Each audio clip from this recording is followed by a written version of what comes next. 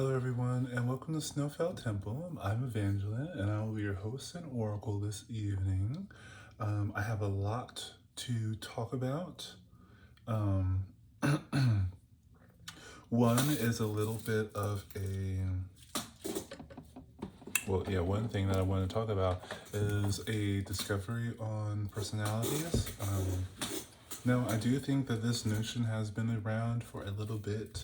The idea that personality is something that is, well, I'll just say it's dawned on me through my ruminating on the idea of personality that personality is something that isn't actually that stable at all, and that personality seems to be, in my observation, as a reaction to interactions with people, places, or things. Now, an individual's reaction could be similar amongst many different people, or many different places, or many different things, or all three of those things at the same time. Someone can be rather consistent in their personality, but it does seem that personality, or it does seem like certain situations call for certain personalities, and some people have easier access to personalities available for that situation. Some people just have more access than others. When someone is limited in reacting to or interacting with something, some place, or someone in a specific way, when they only choose one personality um, spectrum to work with, that is when I believe we consider it a disorder. Because you're not able to switch from one personality to another in an appropriate sense. It's essentially the difference between the personality you have at a nightclub and the personality you have at a office meeting. Now they can be rather similar. You can still be rather bubbly and generally bubbly, and I think that's where we kind of get the idea of personality. But it does kind of seem as though that mainly that seems to describe reputation more than someone's like personhood, or their consistency.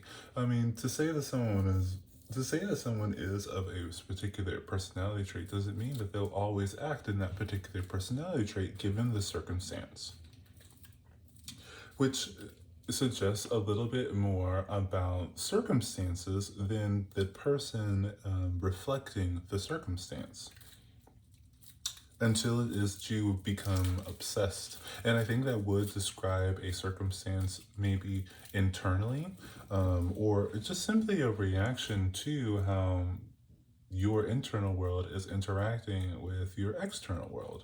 And I think that is explained a little bit, or a good example of that would be an antisocial individual will see the world as testing their limits, their boundaries, what they can and cannot do. So they'll see more things around them as a challenge to them than someone who isn't diagnosed or identifies with being antisocial. And then how I would determine that, or interpret that, as someone addicted to an antisocial or a specific personality spectrum.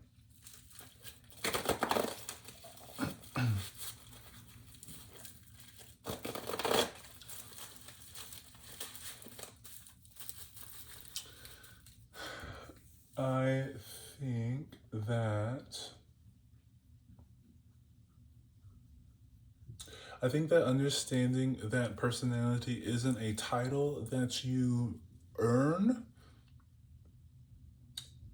it's a way to describe your reputation. It's a good way to prepare others to interact with you. Though, you can have a poor reputation, or a reputation that doesn't align with what you want to be interacted with, or how you want to be interacted with.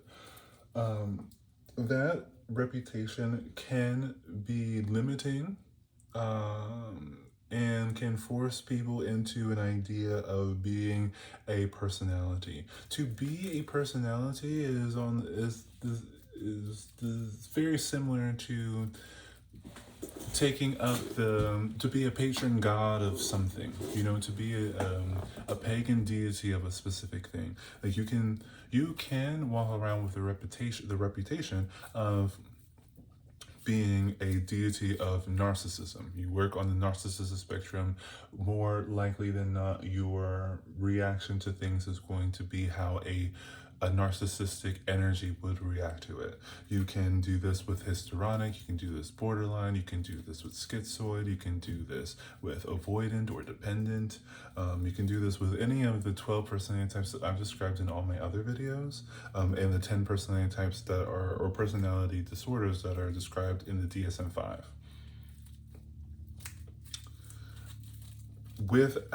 If you do, and this is why sometimes I believe that sometimes it's better to just leave a circumstance than to try to push through it. Sometimes your circumstances is going to dictate more of your personality than you are on your own. And I think this is simply because everywhere you go, no matter how you exist, as long as you're conscious, whether that's awake or you're using your subconscious, anytime you have something to interact with, it invokes a particular personality. Now, you can manage your personality by being very mindful with the individuals that are around you or things that are around you. The person, place, and thing that's around you is going to be reflected in your personality is going to reflect that more than what we would consider just your your personhood. It doesn't seem to be quite that simple, at least.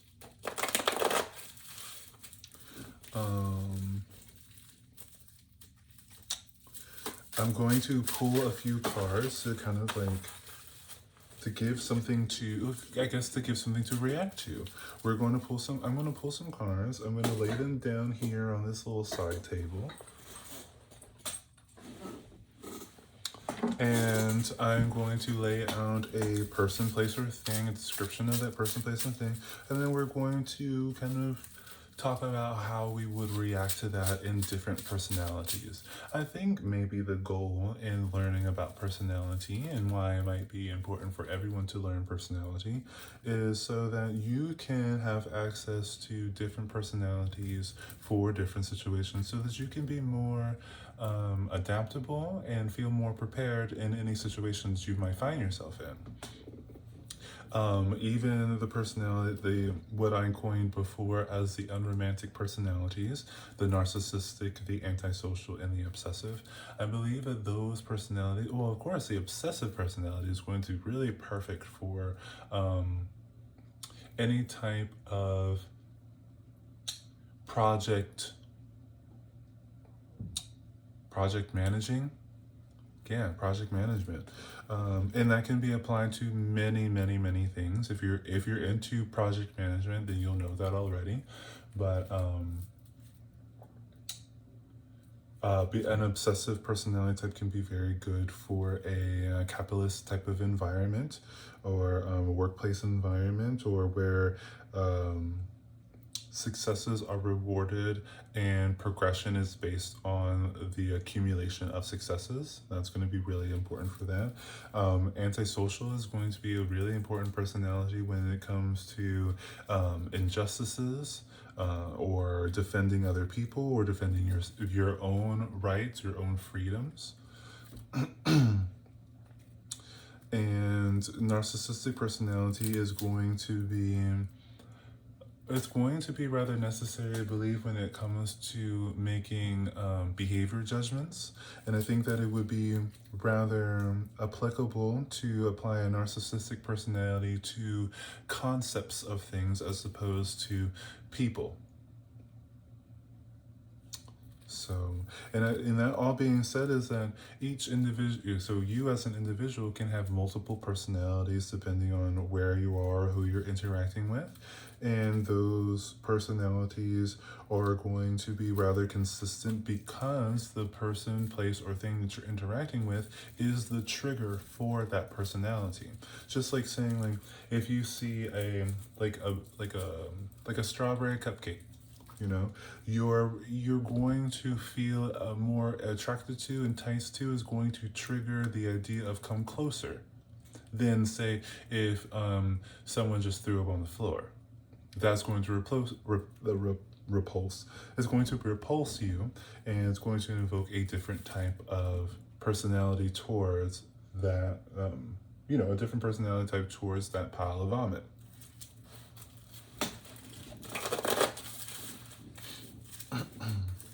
So I do think that when it comes to personality tests, it would be a little bit more applicable to determine which situation you're looking for more insight in, and then answer all those questions only within that particular circumstance. So if you want to know how you are in relationships, then I would do a personality survey only considering you in a romantic relationship or familial relationship or platonic relationship, whatever specification you want, and ignore any other opportunities. If it's a question about like how are you at work, like if you're thinking about a relation, if you're focusing on relationship and it brings up something like work or school or something like that, just imagine how you would feel about your relationship if it was like a work crush or your work wife, or if you were working with your spouse or partner in any capacity like that.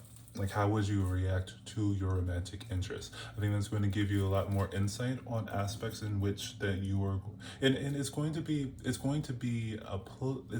more applicable, because how you act in romantic relationships isn't going to be appropriate in other situations. So you don't want to, and I think that's the thing when it comes to personality tests, and why when someone does do personality tests, they are very intrigued in doing more. And I think this has to do a lot with zodiacs and horoscopes. I think that people who are really into zodiacs and horoscopes, the reason I think that people really want to, I think this is the reason why natal charts are becoming so much more in fashion than they were when I was growing up, which was eons ago and very ancient. Because the chart allows for different aspects for different situations, like different personalities or different energies for different situations. If you consider the zodiac signs, all 12 of them, as different personalities, then you can understand how that applies to a particular house or planet, if you think of a house or planet as a situation. Now, the only thing I would say about horoscopes and zodiacs and natal charts is that you do have a romantic placement, and that's either going to be your 7th house or your Venus placement, and you will have a zodiac sign that goes with those two. You may have two different ones, you may have just one that goes into both. But I would say that isn't going to sum up, that's not going to sum up how you are in a particular relationship with a particular person, because the particular person adds an element or a frequency to that will disrupt and corrupt, change the frequency between the two of you in a specific way. So it's much better to be more specific than it is to do any broad strokes. And this is a little bit why I don't talk about zodiac signs too much, even though that is exactly how I got into, it was zodiac signs, and then it was palm reading, and then it was scrying, and now it's tarot cards, and I'm getting a little bit into energy healing. Oh, I did auras before, but now I'm because I really want to apply a lot of the science to the metaphysical, and I do believe that we understand these things a little bit more than we like to, and I think it's the labeling or the stagnate. When you label something, stagnation exists. That's why it seems to be a little bit more appropriate to label energies or concepts around you as opposed to people or other living creatures, because they're always growing, always changing, circumstances are always growing and changing, that it seems much more accurate to describe that particular interaction.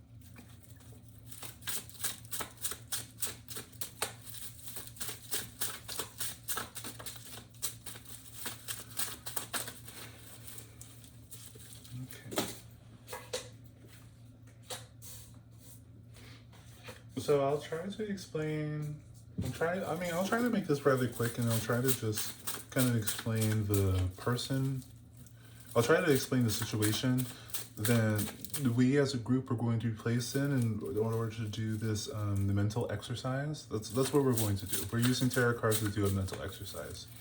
We're going a little bit into, I think it sums up a lot of all my other videos in which I talk about how I use tarot cards to analyze personality. I use personality to analyze relationships.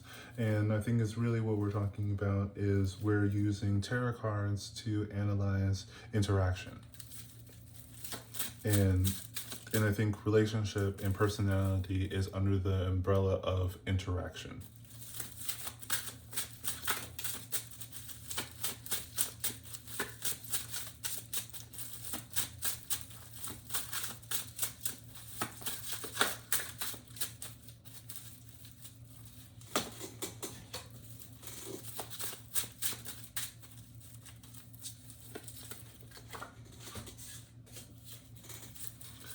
I think I want.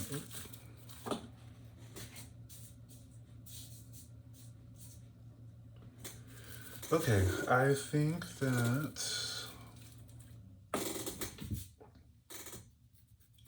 All right, I think that what we're going to look at in the situation is in a situation in which you are repressed in some way, where other people think they know better, where you have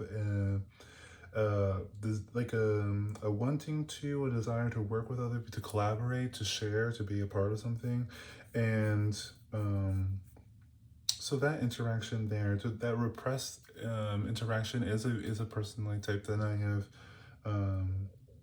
I have been looking at or talking about in my videos, and that is going to be.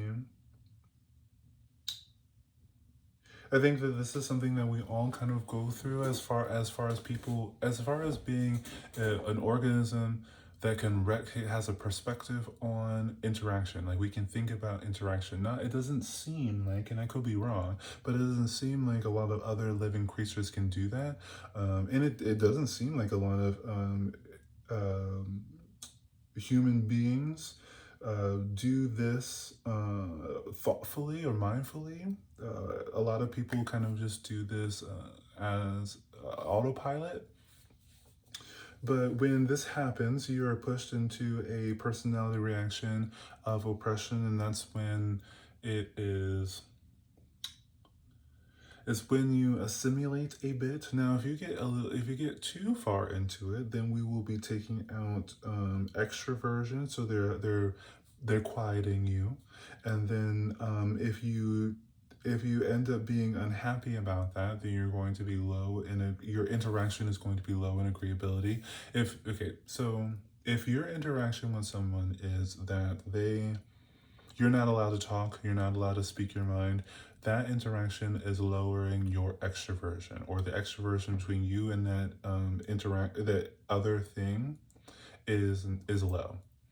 And then the agreeability between the two of you would be low too, if it is that you wish you could talk more or you wish you could express more.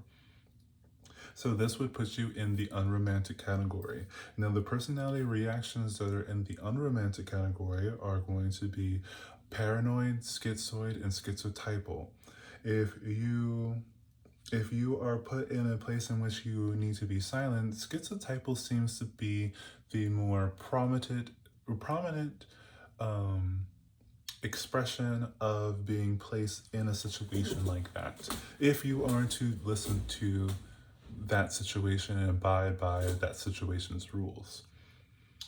And you'll see that reflected in the form of schizoid by someone who becomes numb, turns off their emotions, says it's not worth talking about, it's not worth fighting over, it's not worth expressing myself. I'm just gonna do it. I'm gonna keep my head down and go on. And I feel like this is something that happens a lot in workplaces, and I feel like this is the reaction that most that it seems like, and of course I could be wrong, but it seems like most higher ups or supervisory roles want their employees to eventually get to a point in which they just keep their head down. If you can you can also express this in a form of paranoia. You can express this honestly in a whole slew of different ways. If you abide by being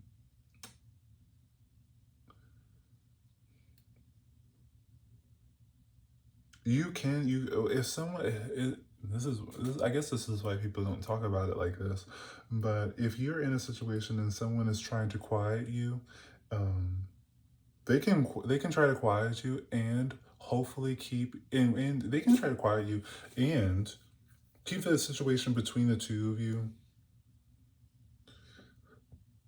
They can try to keep the situation between the two of you quiet, where they don't share things with you and they discourage you from sharing things with them. They can do this and still want to keep you agreeable and still want to be agreeable with you. So that's going to be, I feel like a good workplace environment example is going to be like when someone says, no, we can't, there's not an opportunity for you to express this, but tomorrow I'm going to bring you donuts. That type of thing. It might not be so clear cut like that, but I think you will, if you've been in the workforce for a little bit, you can find yourself a good example of how when you wanted to express your concerns about work or express yourself and someone tries to placate you. I don't know if that's exactly the right word, but it's certainly like it's okay, it's okay, it's okay. I know you're upset, but I can make it okay. That's going to be lowering your extroversion, but increasing your agreeability. This is a tactic, so I guess we can say that a lot of these personalities can be used as a tactic. I think that they're all skills. They're all it's particularly coping skills. Now, how you react to that is going to give a lot of weight to your perceived reputation. And so if you stay quiet and you if you stay quiet and you stay pleasant, then you're going to be in the romantic desperate category, in which you are like really assimilating, which means it's almost very sheepish, very following, okay, whatever you say type of energy. You can start, if that becomes your coping mechanism, that can become your reputation. And once that becomes your reputation, it's going to be difficult to get out of that and still maintain your social circle. So those of you who have a well-established social circle, you are going to build a reputation, and it's going to come under the disguise of your personality. Now, you can be okay with your reputation, but it doesn't mean anything about you particularly. It just means that you have agreed to play this role. You can play any other role. And I think that's the main thing I want to emphasize on my epiphany about personality, is that you can be any personality you wish to be whenever you wish to be it. But there are going to be some outside factors that are going to reflect a particular personality back at you. Now, if someone tries to quiet you down, and if someone tries to quiet you down and then does something like threaten you, like if you say one more thing, I'm gonna write you up, or I'm gonna fire you, or you'll be out of here, or something like that, then they are lowering extroversion and lowering agreeability. And that can be really easy to fall into paranoia and say things like, this person's out to get me. My boss, my manager, my supervisor, whatever, just hates me, or whatever. My work life is going to be a living hell, that type of thing. That can be your reaction. And the more you communicate this with other people, or even just to yourself, you can build a reputation within yourself. And that becomes very difficult to come out of, because you believe that's your identity, when your identity seems to be, as far as I'm thinking right now, but it seems to be that your identity is exceptionally flexible. Exceptionally flexible. The consistency of your identity has to do more with the consistency of how you're perceived. It has to do more with how we process information than who you are as a living creature. And I think that's something to keep, I think that's really something to keep in mind. Now, if someone tries to quiet you, and if someone tries to quiet you and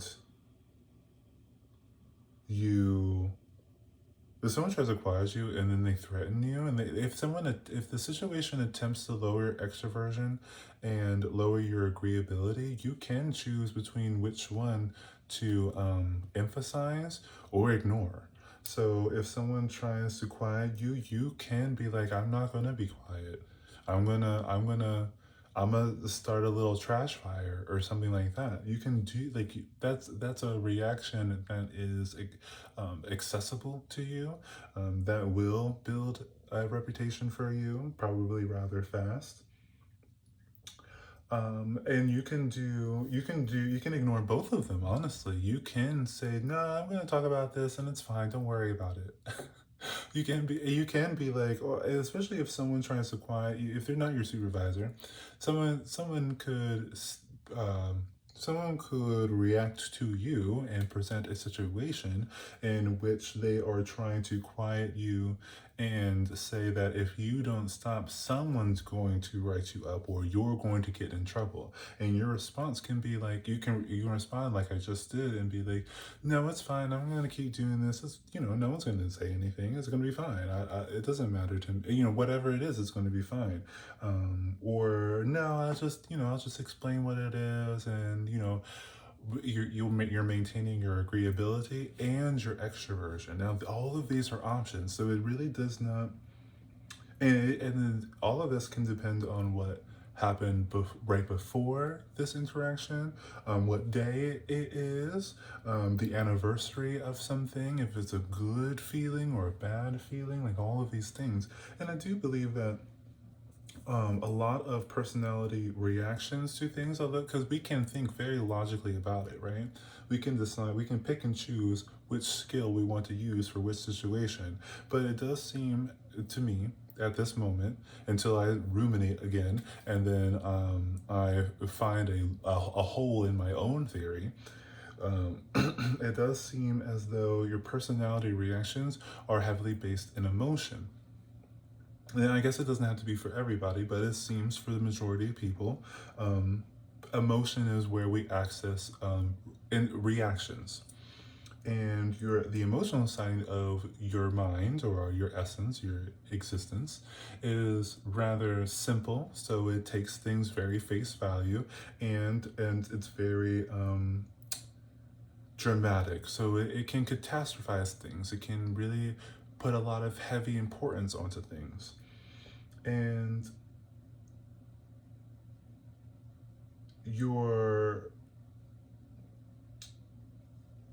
so when you react to something, it's really, if you react to something and you don't filter it through a form of logic, a logic that you develop on your own or have picked up from somebody else, if you do not use a form of logic to filter out your reactions to things, you will you will seem inappropriate. especially depending on the circumstance. And you will build a reputation very quickly. All right.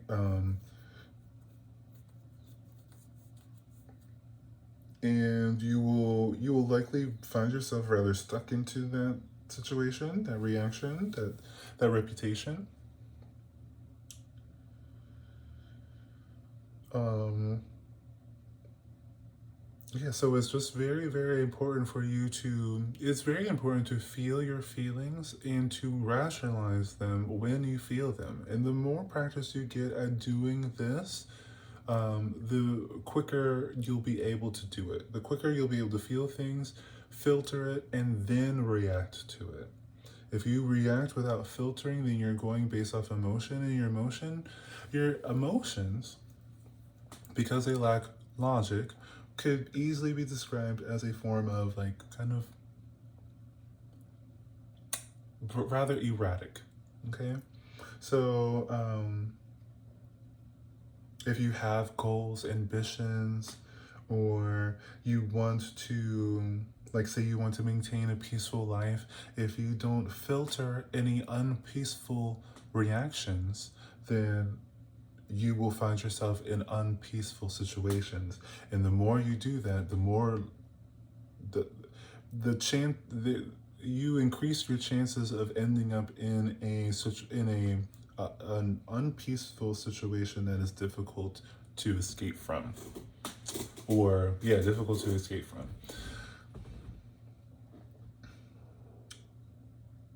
I would say that.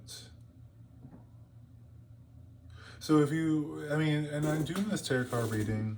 It's not too much like if you resonate with this reading. Is still, I'm taking a little bit of the magic trick out of the tarot card readings, at least for this moment. We might go back, we might not. We don't know. My personality could change. I don't know what's going to happen later, but I do have access to some skills to adapt to a situation that may come my way. But as far as this goes, this is again is a that's a thought prompt for you to think about how it is that you interact at work and workplace scenarios, and maybe kind of giving you an idea of like what your work persona is compared to your home persona, or your friend persona is compared to your relationship, like your romantic relationship persona. Like all of these can be drastically different personas. And I do think that it has to be said about people who experience split personality spectrum. And it does seem as though those personalities, at least from what I've seen as far as media or recordings of clients with therapists or counselors or psychiatrists, that a split personality is very much a coping mechanism to the situation in which they're in, that calls for a new personality to it calls for a new personality to be there in order for you to survive. All right, so coping mechanism, survival skill.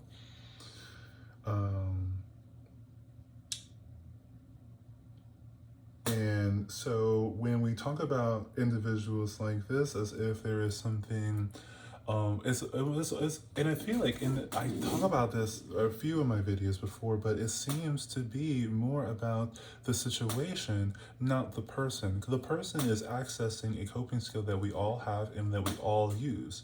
This person, or a person who is going through a split personality, or someone who utilizes the skill of a split personality to an extreme in which we are tempted to diagnose them with a mental illness, is just using the skill in a level in which they believe the situation calls for.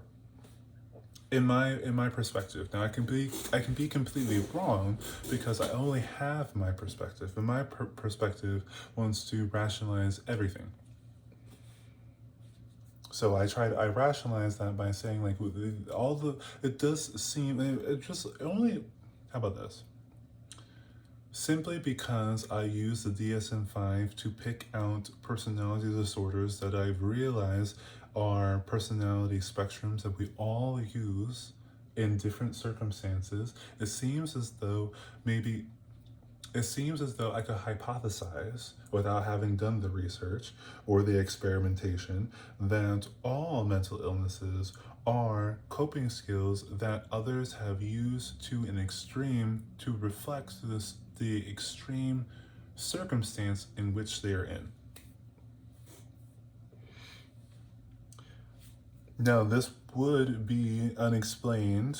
It would be debunked if we run into an individual who has an extreme coping mechanism, a mental illness, and they did not experience an extreme situation. Although I would have to say that your idea of an extreme situation is going to differ between someone else's. So, how we're going to quantify an extreme situation compared to another's extreme situation is going to seemingly be difficult to do. Not to say that it can't be done. We could have a criteria for that, but I do think that, we have a criteria for labeling people into certain things, but I think what we're really doing is having a criteria for labeling situations or interactions. And I did start this little tarot card challenge as far as incorporating with personalities to radically accept the individuals around us. And I think that I feel like a good foundation for that is to realize that these reactions aren't people; these reactions are force meeting another force. It's almost like when fire and gasoline. You know, it makes an explosion, but the fire isn't an explosion. The match, the little flame on the match is an explosion. The gasoline in the container is an explosion, but you put them together and it's explosion. You see what I mean? So like the interaction between one person and another person isn't a narcissistic person. It's a narcissistic dynamic. And I think that this can happen with people who would not be identifiable as narcissistic.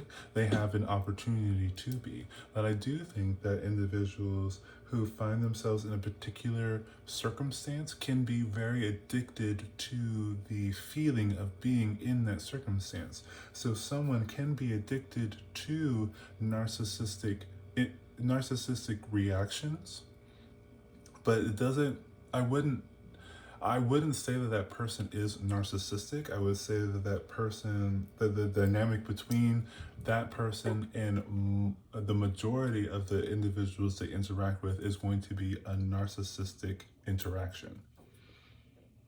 And that just gives room for people to change when they want to. And I do think that, and just because we can change doesn't mean that everyone is going to be drawn to a personality type that is socially adaptive or beneficial.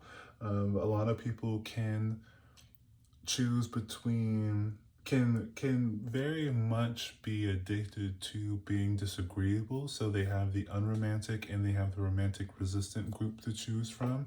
They can go back and forth between being paranoid and antisocial. They can go from being schizoid to obsessive. They can go from schizotypal to being narcissistic. They can flex between these six easily without having to change your level of agreeability towards anybody. And this seems to happen a lot, and I do think that a lot of known serial killers have been have portrayed or reflected a narcissistic, obsessive, and antisocial combination in their reactions to other people, especially when There's a signature. That's the obsessive part. When there's a signature to it, the fact that they do it is the antisocial part. The fact that they're willing to express their freedoms onto someone else and take away their freedoms, very antisocial. And then the narcissistic, and that's going to be how they justify it, how they explain why it is that they do it, how they talk to themselves about what they did, and how they talk to others about what they did. And this is all going to be a reaction. So, like when the serial killer is in court and they're talking about all the things that they did, what they're doing at that moment is displaying a narcissistic reaction between the judge, the jury, the lawyer, and anyone else who might be around that might make eye contact or whoever they think they are explaining themselves to. Now, if there's no one there, then they can be they could be very schizoid, in which they have no feelings. They're not really into interacting with other people or making serious bonds. Could be paranoid, like someone's out to get me, I have to get them before they get me. And they can be schizotypal, like they're destined, they're divine, like they're a reincarnation of an Aztec priest or something like that. All of this can exist in one person, given the circumstance, given the interaction they're able to interact with. And this can be done easily with television, music, books, and I think this is why the MK Ultra studies, if you don't know about it, I mean, that information is readily available on the internet, so you can take a little deep dive into that. But I feel like this is why subliminals. I feel like if you're on YouTube and you're along the tarot card or manifesting type of community, subliminals are going to be something that you've run across, and that is all going to do very much the same thing. It's giving you something for you to interact with. A lot of this stuff can be conscious, and a lot of this stuff can be unconscious. This is where subliminals are unconscious, and instructional videos are going to be conscious, and there's going to be a spectrum of how we interact, how we interact with other people, how that is observed, how that is processed, or how that process actually kind of like gets into our system. And this is where a lot of like intrusive thoughts or impulsive thoughts come in. A lot of things that you think about are repetition of other things that you've heard or experienced. And if you experience these things on a subconscious level, then you can believe that this is a thought that is not of your own accord, like this is not of or you can think of this as an intrusive thought, but it's a repeated thought.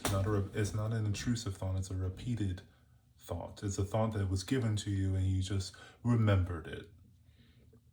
And everyone goes through that type of thinking. Everyone has impulsive or intrusive. Everyone has a thought of something that they wouldn't act on. Lots of people have thoughts in which they would act on. You know, it's a whole spectrum of things, a whole spectrum of information, and how you filter that information determines whether or not you are like a safety concern for yourself or others. When it comes to, I feel like the reason why we establish mental health facilities is for public safety, but it's not to put away people who are damaged in some form or another. These individuals aren't damaged, they are addicted to a particular coping skill and do not have a filter or a processing system in order to flux in and out of that coping skill when deemed appropriate.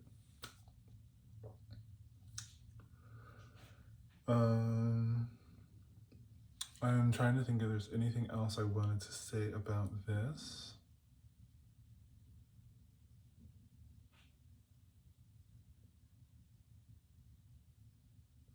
I don't think so. I'm going to go through. So if you're with me on this little journey, hang in there with me. Now, like, things change a lot. And when I run into, I believe I'm right about everything until I have a reason to believe I am not. Um, as soon as new information comes across my way, I will consider it and adapt my theories to it. I think that this video is a good representation of that process. I did think that personality was rather stable enough to categorize people in as far as like having a base personality, but now I'm thinking that personality is simply your reaction to someone else unminded. And when you have the knowledge of personality, all of it can be minded. So there is no base personality at that level, it seems, at this point. And again, I could be wrong. And when I am wrong, I will make a video about it to explain a little bit more of my discoveries. And with that being said, I do hope that you enjoyed I hope you enjoyed our little discussion today. If you didn't enjoy it, then, you know, I normally say that's your choice and I completely respect it. And I think that still applies. But I do want to say that if you did not enjoy it, then there is something about, if you didn't enjoy it, that is a thought prompt for you that might be worth considering. Like, why didn't you enjoy it? What was the actual feeling of it? And as soon as you start identifying these concepts, these feelings, these energies, these entities, the more control you'll have over them. And if you didn't like this video and you think about why you didn't like this video, then there might be some subtle cues in order to deter you from a situation like this again. But other than that, I hope that you have a wonderful morning, day, afternoon, evening, or night. And if you do not wish to have a wonderful morning, day, afternoon, evening, or night, then that's totally your choice. Also, probably something to think about. And either way, I completely respect it. All right, until next time, guys, I'll see you.